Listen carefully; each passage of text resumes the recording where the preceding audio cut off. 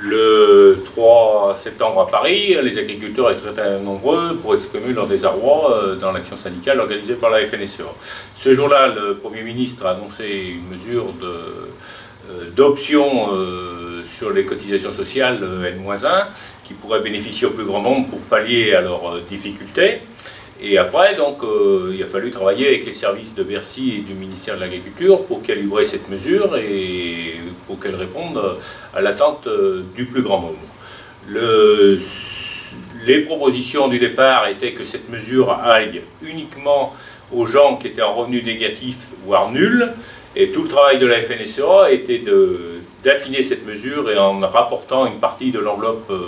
affectée par Bruxelles, pour que cette mesure aille au plus grand nombre d'agriculteurs. Et le calibrage aujourd'hui fait que cette mesure va être bénéfique à tous les agriculteurs qui ont un revenu inférieur à 4 184 € sur l'année 2014, et pas sur la moyenne triennale, mais bien sur l'année 2014. C'est très important de cette précision, même si ce revenu-là, ce n'est pas un revenu qu'on cautionne au niveau de la FNSEA, mais c'est le calibrage de cette mesure de 87 millions d'euros qui fait qu'aujourd'hui 51 000 agriculteurs pourront bénéficier de cette mesure, contre un peu plus de 20 000 dans le premier calibrage qui avait été fait par les services des ministères. Alors là, il y a une urgence pour les agriculteurs de déposer leur demande pour ceux qui sont concernés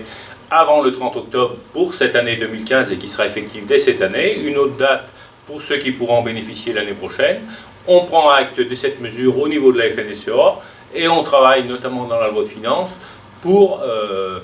l'avenir et la baisse de ces charges sociales pour l'ensemble des agriculteurs, et notamment le travail sur le calibrage de l'option qui aujourd'hui est tous les 5 ans et qu'on pense améliorer à l'avenir.